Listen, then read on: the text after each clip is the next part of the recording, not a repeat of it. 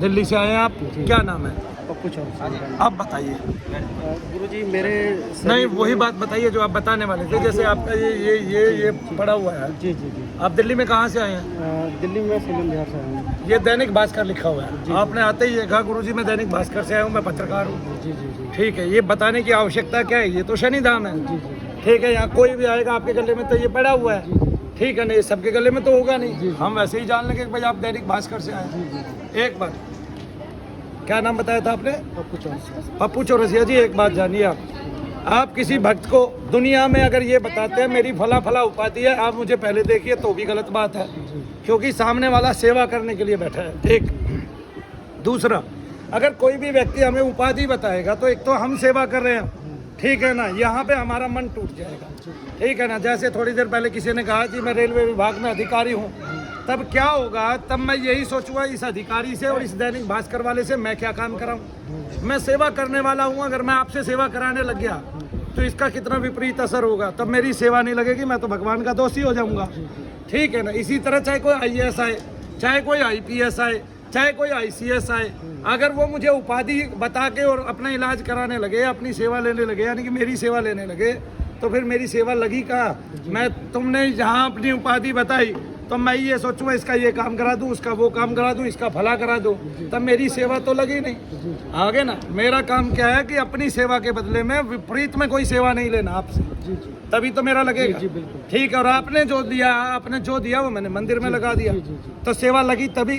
जी बिल्कुल। अब इसको आप क्या कहिएगा? ये पूरे देश से लोग आपके पास आ रहे हैं। हाँ, और ज़्यादातर वो लोग आ रहे हैं जो ज़्यादा पीड़ित हैं। हाँ, तो उनका इलाज जिस तरीके से आप कर रहे हैं, यूट्यूब पे आपका वीडियो भी बहुत सारे चल रहे हैं। हाँ, तो जो लोगों से मैंने बातचीत की उन लोगों ने बताया कि बाहर लोगों ने बताया कि मैं ठीक हो गया हूँ।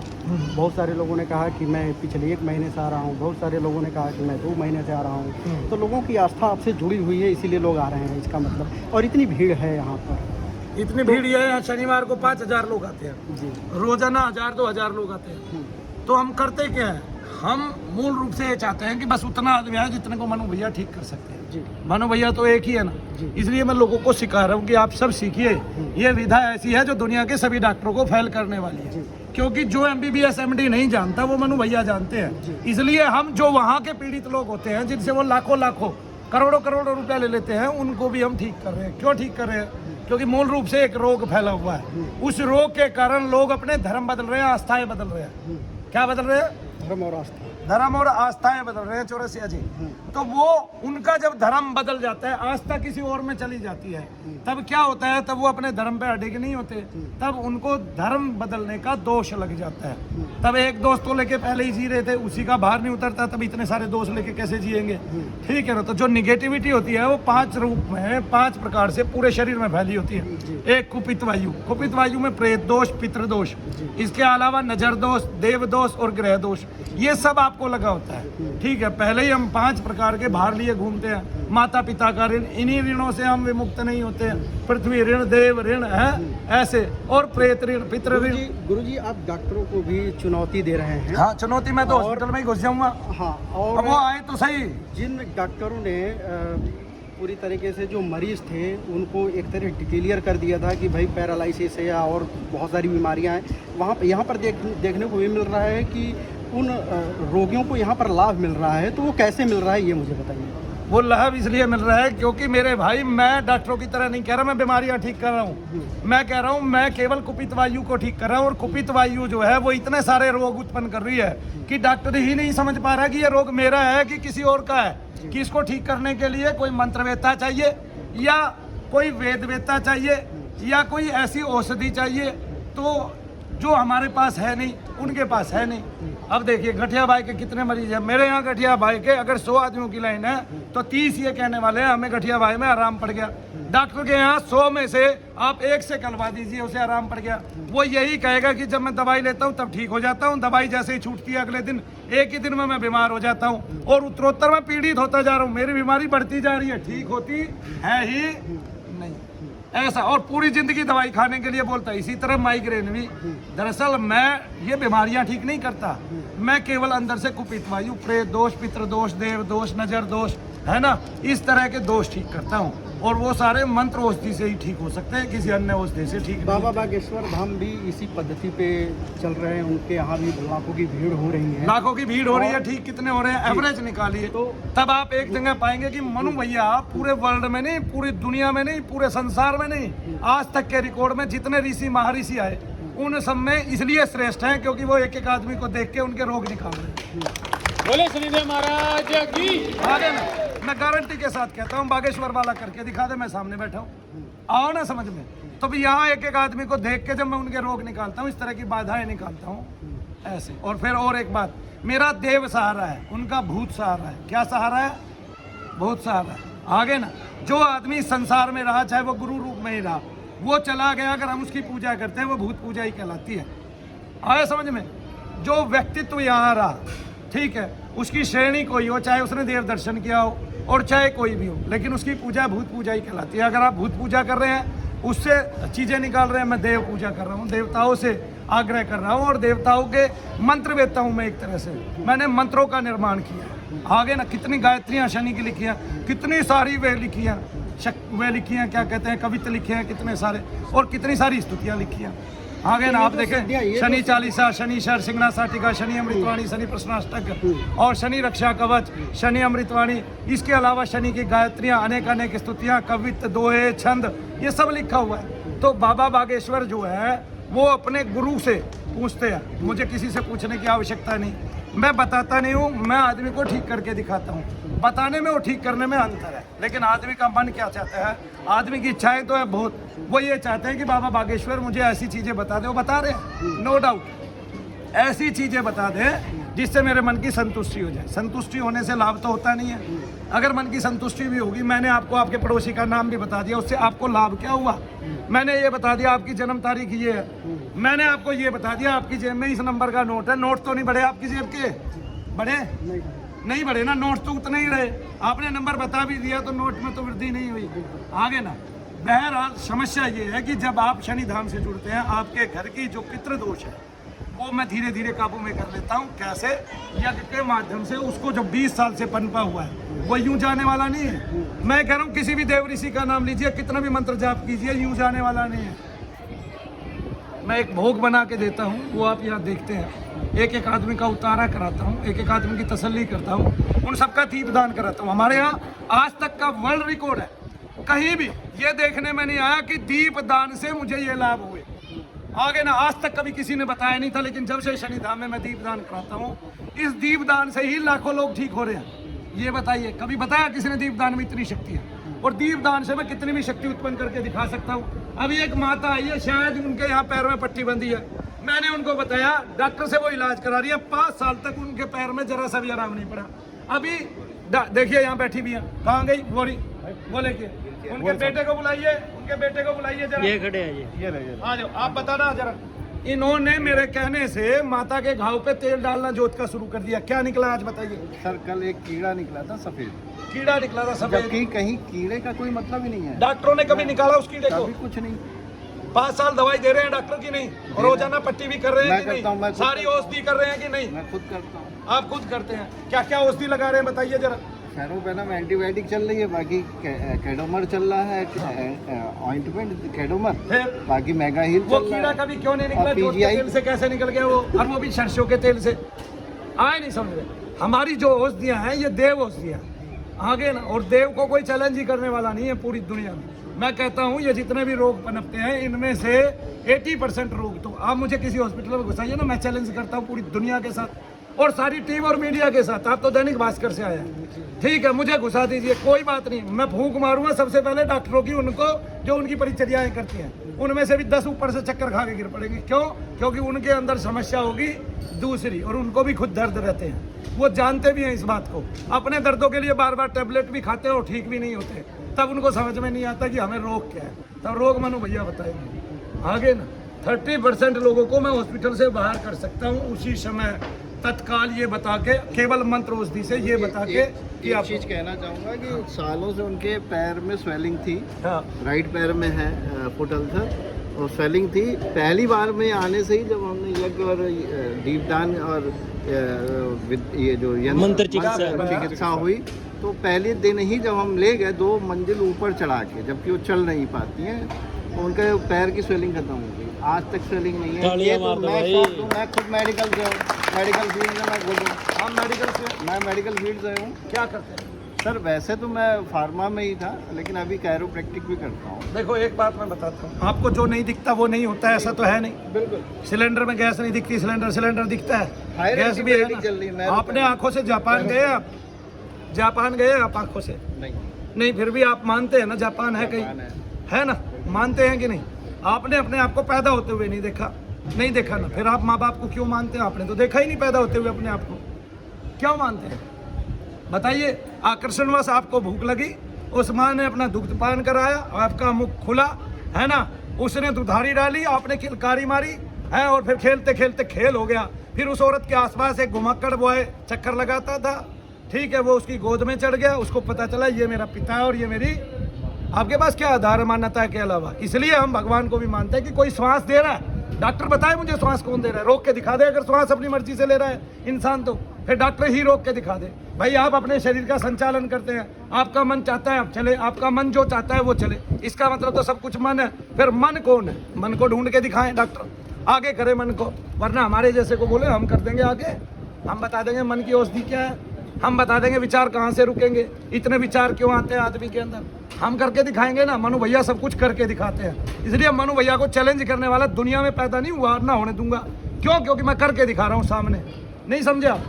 हाँ, जैसे अब एक बच्चे को बेल्ट लगी हुई है, कहाँ है भाई? अरे बेल्ट वाला लड़का कहाँ है? खड़ा हो, यहाँ आओ। देखो अब हम भी बता देंगे इसको कि हमारा कुछ रोग है कि नहीं है। क्या होता है बेटे आपको? आप पहली बार आए हैं शनिधाम में? कहाँ से आप आए हैं? मेरठ से आए हैं। क्या नाम है आपका? ये बेल्ट क्यों बांधी हुई है आपने?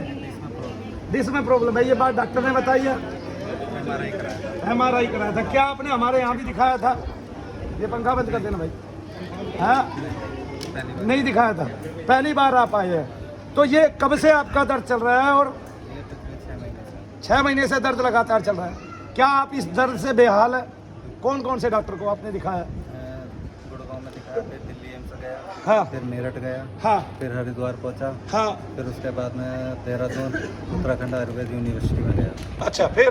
वहाँ से थोड़ा सा आराम मिला। अच्छा, फिर? लेकिन दर्द अभी भी दर्द अभी भी है। तो क्या आप पतंजलि में भी गए? नहीं। अच्छा, ये बेल्ट खोल दीजिए और मुझे देखिए दर्द कितना है, अपने दर्द को तोल लीजिए। दर्द का पता तो चलता है ना कि भाई दर्द इतना है इस समय। हाँ, क्या नाम है आपका? सचिन। पिता का नाम और गोत्र बताइए। धर्मवीर सिंह। धर्मवीर सिंह। और गोत्र बताइए। हाँ, बैठवाल। सचिन कुमार। दर्द कहाँ कहाँ होता है बताइए, किस हिस्से में होता है? पूरे पैर में, कमर में और इस कमर में।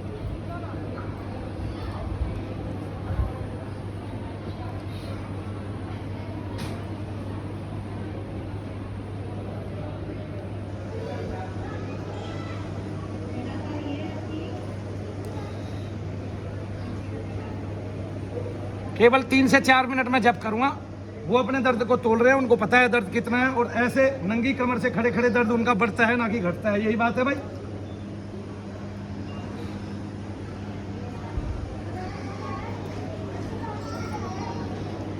वैसे पत्रकार ऐसे खड़े नहीं होते, उनके हाथ में माइक होता है। नहीं, हम तो प्रिंट मीडिया से हैं ना, तो हम तो सुन रहे हैं, सुन करके ही लिखेंगे।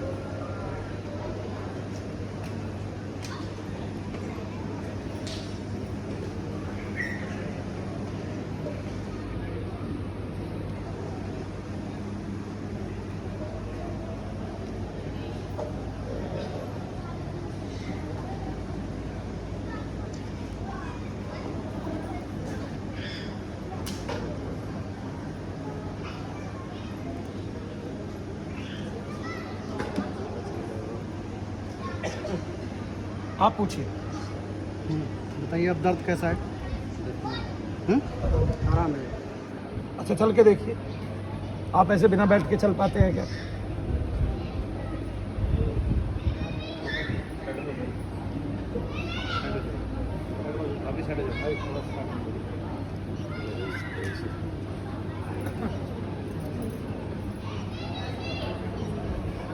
ऐसे ही चलते हैं आप घर पे? ऐसे ही चलते हैं आप घर पे? हाँ चल तो लेता हूँ थोड़ा, चल लेते हैं थोड़ा, और चलते चलते क्या होता है? लेकिन बैठने में ज़्यादा प्रॉब्लम। भले आप चल के आइए वहाँ तक, कोने तक चल के आओ। आपको खड़े खड़े भी दर्द बढ़ते हैं ना?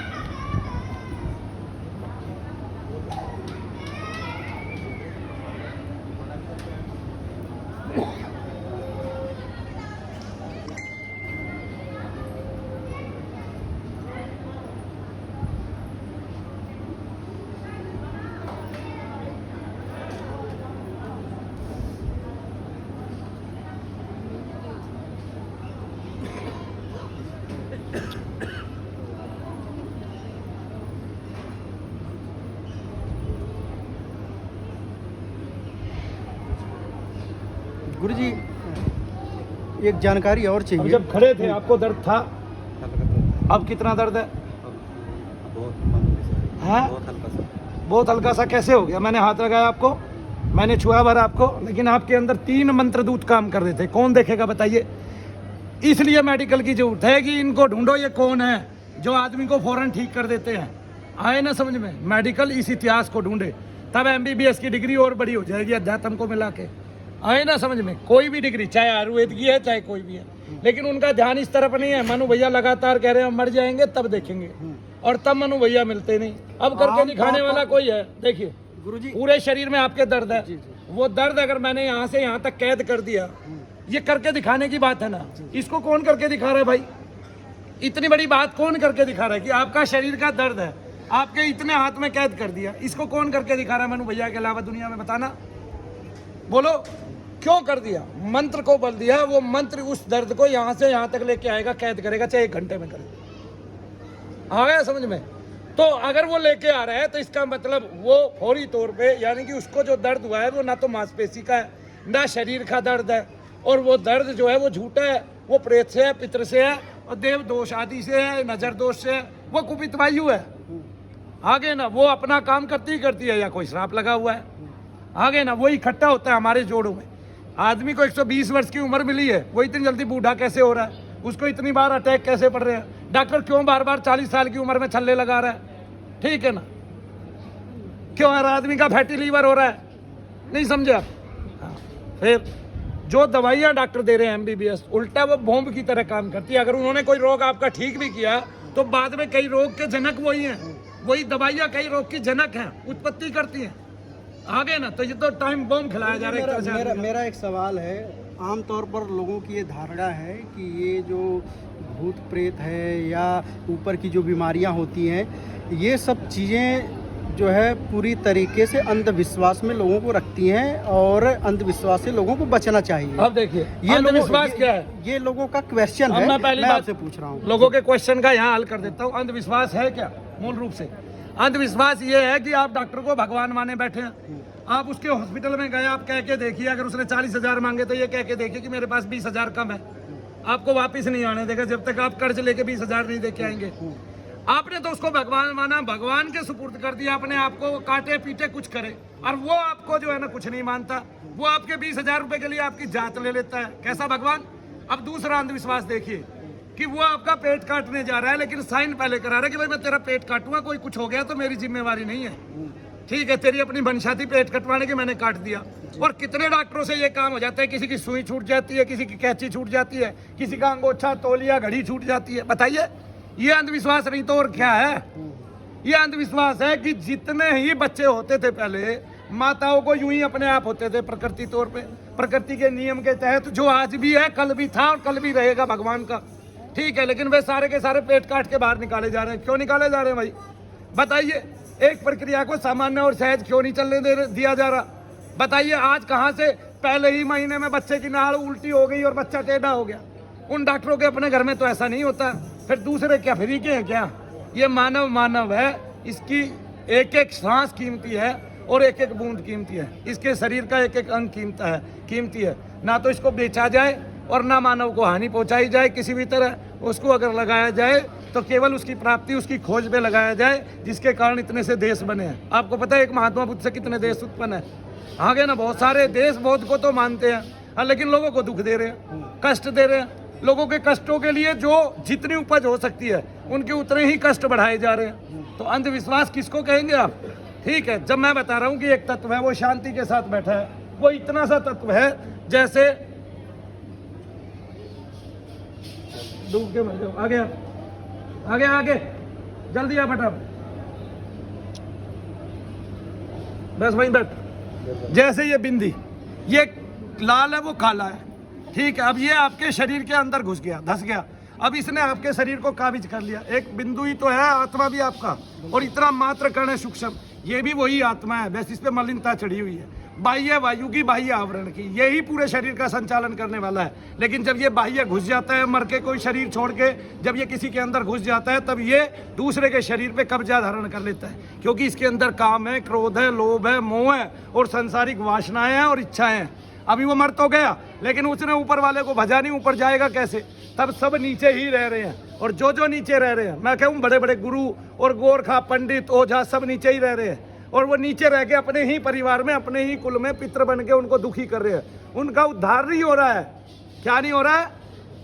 उद्धार नहीं हो रहा है उनका। और जब उनका उद्धार नहीं हो रहा है तो वो शरीर में घुसे हुए। अब ये आपके अंदर घुस गया और इतना सूक्ष्म है कि दिखाई नहीं दे रहा। बताइए आप कैसे करेंगे?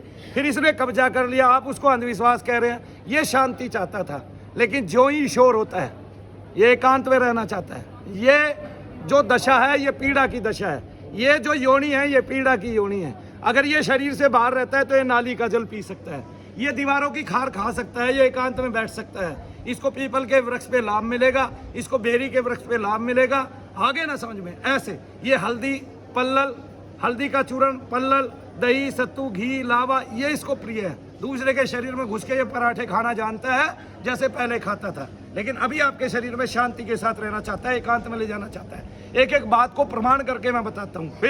फिर जब किसी माता बहन का सर घूमता है तो उसमें लड़कों का भी घूमता है, लोगों का भी घूमता है। ऐसे नहीं है कि स्त्रियों को ज्यादा है। तो क्यों ज्यादा है स्त्रियों को? जानने का कारण सोचो। स्त्रियों को इसलिए ज्यादा है कि जितने पुरुष हैं, महिलाएं शांति को प्राप्त होती हैं ज्यादातर, लेकिन पुरुष जितने हैं वे वासना को प्राप्त होते हैं। उनके अंदर काम वासना इतनी भरी हुई है। 70 साल का पुरुष भी चलती हुई महिला को पीछे से देखता है। क्या मतलब है भाई? तो उनके अंदर जो वासनाएं हैं, मर के वे और जन्म ले लेती हैं, और वो उस कारण स्त्रियों के शरीर को ग्रहण करते हैं। और तब घूमते कैसे है ये मैं बताता हूँ। जब उनको कुछ सुनाई देता है तो ये आपके कान की, यानी कि श्रवण शक्ति को ग्रहण कर लेता है आपके शरीर में घुसते ही, ठीक है ना। तब इसको ढोल प्रिय नहीं है। ढोल, नगाड़े, बाजे, कीर्तन, भजन गा के इनको औरतों को जो नचाया जाना है, ये गलत है। ये मनु भैया के यहाँ नहीं होता। मेरा काम है उसको काटना, ठीक है ना। चाहे इसके लिए मुझे प्रेत को कष्ट दे के भी उसको बाहर करना पड़े। किसी किसी को मैं थोड़ी सी पीट देता हूँ। क्यों पीट देता हूँ? मैं लोगों का कल्याण चाहता हूँ, लेकिन करके दिखा रहा हूँ, इसलिए किसी को बुरा नहीं लगता। वो जब माता ठीक होती है तब वो दुआएं देती है लाखों, तब बुरा क्या लगेगा? मुझे किसी की तरह लोगों को नचाना नहीं आता। मैं ये जानता हूँ, अगर इसको शोर सुनाया जाए, अभी भी शोर कर दूं मैं यहाँ और कोई माता काली का भजन चला दूं, तो आज दिन नाचने लगेंगे, घूमने लगेंगे, सर बाल घुमाने लगेंगे। क्यों?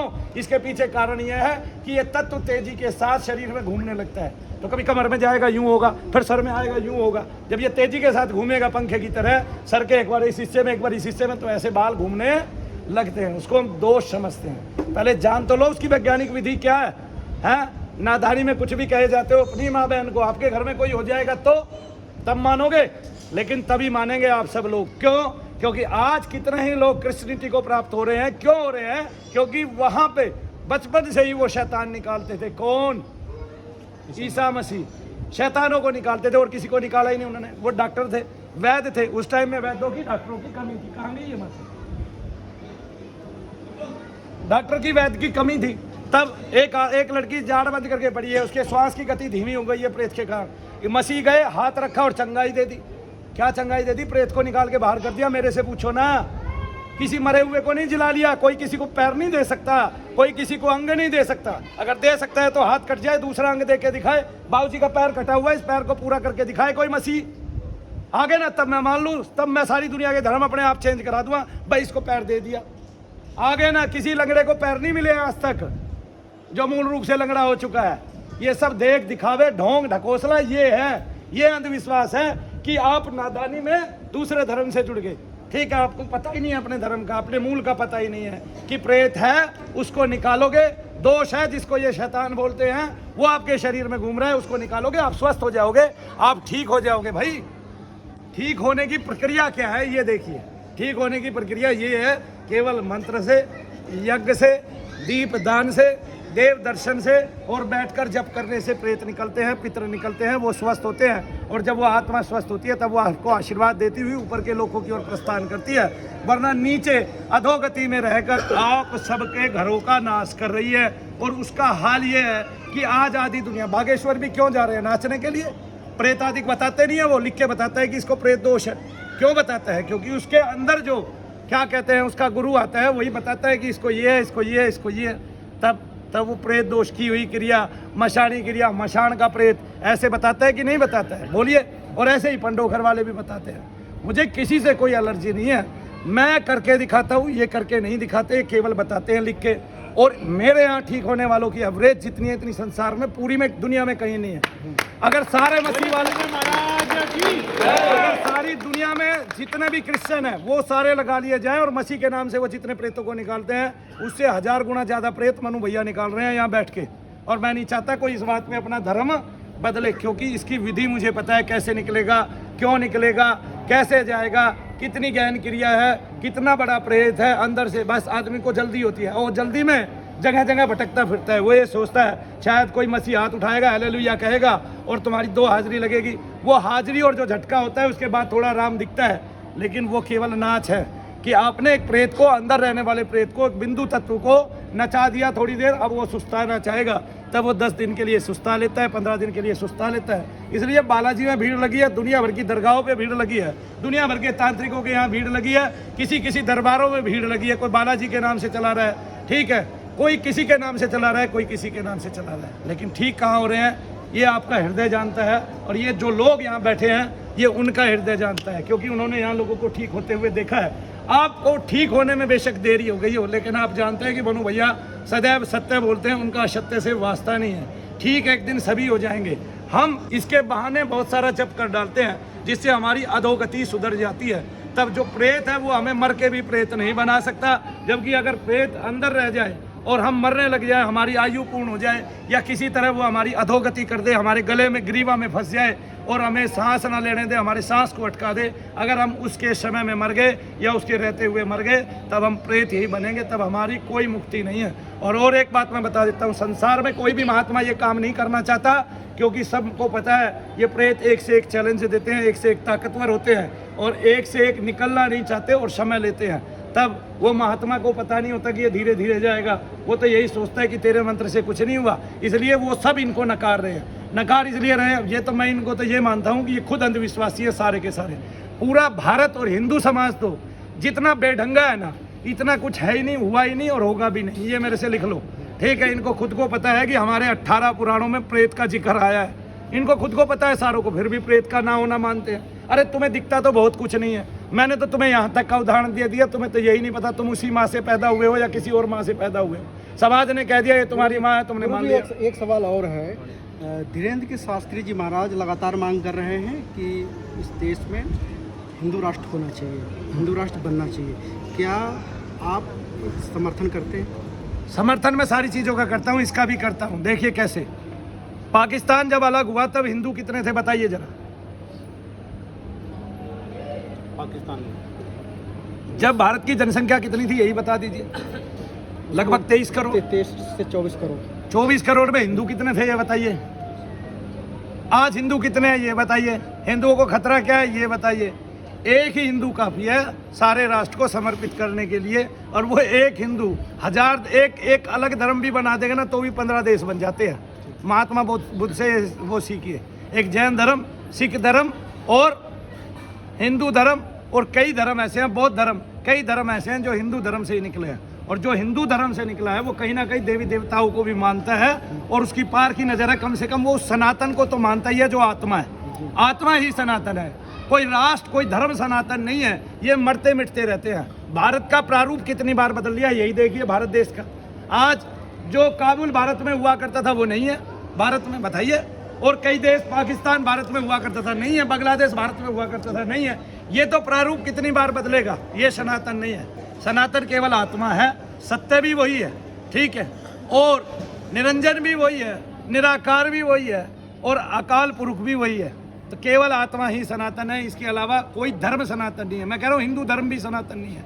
आगे ना कितनी बार छोटा हो जाता है, कितनी बार बड़ा हो जाता है, फूल की तरह खिल जाता है, फिर छोटा हो जाएगा, फिर बड़ा हो जाएगा, फिर छोटा हो जाएगा, फिर बड़ा हो जाएगा। कोई ये सोचे कि मैं हिंदुओं को बचा रहा हूँ, गलत बात है, क्योंकि उस ईश्वर की ही महिमा है, वो जब चाहे जिसको छोटा कर दे, जब चाहे जिसको बड़ा कर दे। एक भगवान कृष्ण ने सारी कौरवों की हजारों लाखों करोड़ों की सेना खत्म करा दी थी एक अकेले अर्जुन से, पता है ना आपको। तो फिर कुछ भी संभव है। राष्ट्र हिंदू था, वो तो है ही, अभी भी है। जहाँ पे जनसंख्या सबसे ज्यादा जिसकी होती है उसी का राष्ट्र होता है, उसका राष्ट्र होता है, और वो सौहार्दपूर्ण है। पहली बात तो ये धर्मनिरपेक्ष हो ही नहीं सकता देश, आगे नहीं, ये धर्म सापेक्ष है देश, ये धर्म निरपेक्ष नहीं है कभी भी। क्या है, धर्म सापेक्ष है, ये धर्म सापेक्ष है देश। इसलिए यहाँ सब धर्मों का बोलबाला है, सभी धर्म वाले रहते भी हैं, प्रेम से रहते हैं। लेकिन एक नियम तो जरूर होना चाहिए, कानून इतने सख्त जरूर होने चाहिए कि कोई कानून का उल्लंघन नहीं करे। सबके लिए एक समान कानून होने चाहिए, किसी को ना छोटा देखा जाए ना बड़ा देखा जाए। पहले क्या था, शूद्रों के विवाह शूद्रों में इसलिए होते थे कि मान लिया राजाओं के घर की लड़की है और वो शूद्रों में जाएगी तो वो काम कैसे करेगी, उसने तो कभी सेवा की नहीं।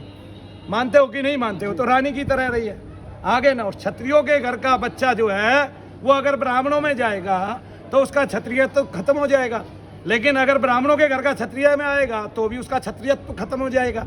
तो इसलिए, क्योंकि जो ब्राह्मण की लड़की है उसने तो अपने पिता को पाठ करते हुए देखा है, तो वो खुद भी पाठ करने वाली है। इसलिए ये समाज बना कि ब्राह्मणों की शादी ब्राह्मणों में होगी, क्षत्रियों की क्षत्रियों में होगी, शूद्रों की शूद्रों में होगी, और वैश्यों की वैश्यों में होगी। एक बनिया की लड़की है, उसने अटे बटे सीखा है, अपनी दुकानदारी सीखी है, और अपने पिता को वही हिसाब किताब करते देखा है। अब उसके घर में कोई ब्राह्मण की लड़की पहुंच जाएगी, वो तो ये कहेगी 1 राम 2 राम 3 राम 4 राम 5 राम 6 राम। बताइए, तो सारी व्यवस्थाएं पहले से ठीक थी। बस मैं ये पसंद नहीं करता किसी जाति को ऊंचा, किसी मानव को ऊंचा नीचा देखा जाए। इसलिए शनि धाम में जो आता है सबकी जाति बराबर है।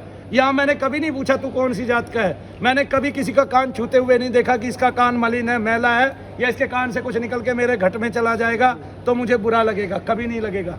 ठीक है, चाहे वो कोई भी हो, किसी भी जाति का हो, किसी भी धर्म का हो। आपको नहीं पता, जब मैं कान में फूंक मारता हूँ तो बहुत सारी महिलाओं के बाल पहले मुंह में चले जाते हैं, मुंह खोलते ही। करके तो देखो, कोई मनु भैया बन के तो देखो। कहना आसान है, मनु भैया बनना कठिन है।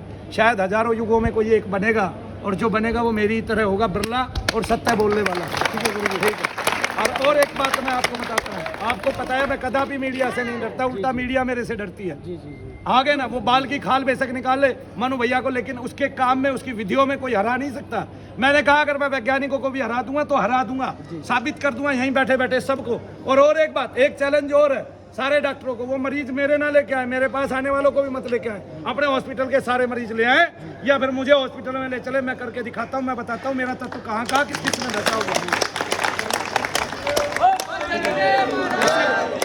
इससे बड़े प्रमाण दुनिया में कोई नहीं दे सकता। गुरुदेव मनु भैया की।